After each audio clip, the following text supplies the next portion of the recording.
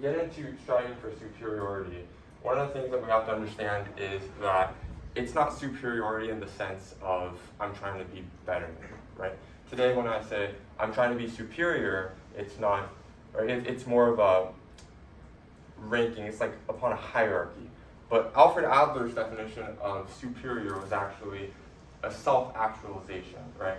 I'm assuming here a lot of people are either psychology majors or psychology minors, and you're familiar with Maslow's hierarchy of needs. At the very top, it's self-actualization. And this is kind of what he meant when he said striving for superiority, where it's fulfilling your goals, fulfilling your desires. So when he said inferiority, he was talking about a lack of that self-actualization, a lack of reaching your full potential.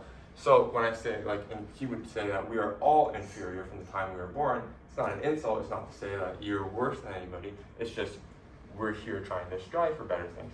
Like you said at the very beginning, you're here at college because you want to get a degree to get a better job.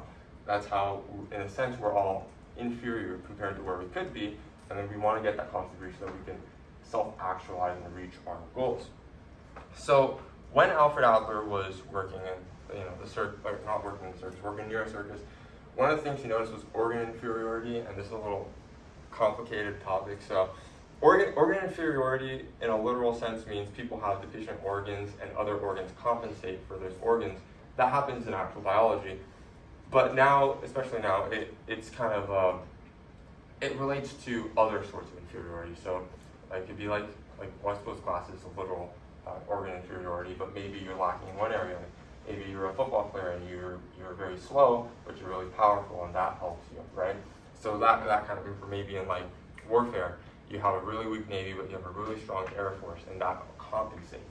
So that's kind of what organ inferiority kind of turned into, metaphorized, if you want to call it that, into a different kind of thing, more abstract.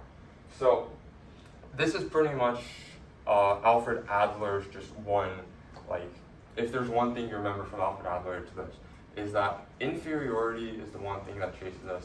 It's kind of like that T-Rex example that I pointed out earlier.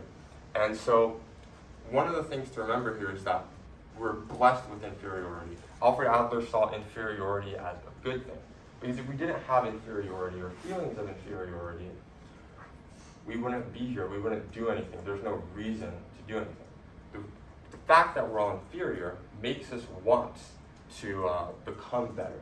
And so in that sense, we are blessed with inferiority. So real quick, some examples. So John F. Kennedy, when he told everybody we should go to the moon, a large part of that was because we felt inferior compared to the Russians. We didn't want the Russians to beat us to space, or I believe did the Russians beat us to space? I think the Russians beat us to space, right? Yeah. And then we tried to beat them to the moon. And so if you actually look at a lot of the propaganda during that time, this is Russia, trying to strive for superiority, but then this is also American propaganda during that time. And you can see the Soviet flag here being stomped under, and it's kind of like this sense of we're trying to strive for superiority and avoid inferiority. Now that's something you can consider as maybe a positive example of America trying to strive for space race, because we did a lot of things. We built a lot of technology that's helped us today and we can use in everyday life. However, there's also negative examples of that. After World War I, Nazi Germany, they felt inferior. They had to pay a lot of money to the powers that they tried to defeat, and so they felt inferior, and that's what allowed Hitler to rise to power. And we could look at the propaganda during that time. Obviously, they're trying to, and with the whole concept of eugenics, they're trying to strive for superiority, literally, by taking those who they consider as inferior and telling them to not breed and killing them. And so in this picture, we can see a superior being, or what the Nazis would call a superior being, in their propaganda. And that's kind of what they were striving for. So that inferiority at the beginning after World War I pushed them towards striving for superiority.